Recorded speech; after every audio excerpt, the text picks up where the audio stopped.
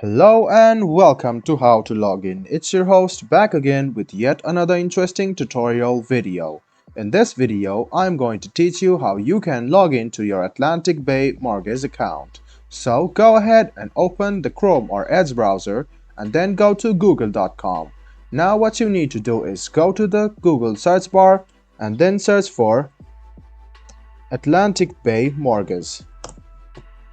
Tap on the first link which appears on your screen, or you can simply go to the login page. So go and hit the login button and it will lead you to the Atlantic Bay Mortgage sign up page. So if you don't have an account, you can hit the sign up button and press continue, write down your email address, confirm email address, password, and enter the tick mark and click on create account.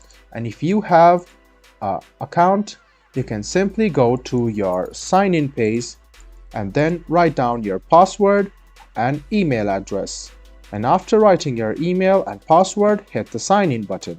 If you are having any trouble in signing in, go and tap this link over here which says trouble signing in. Write down your email and then hit the send link.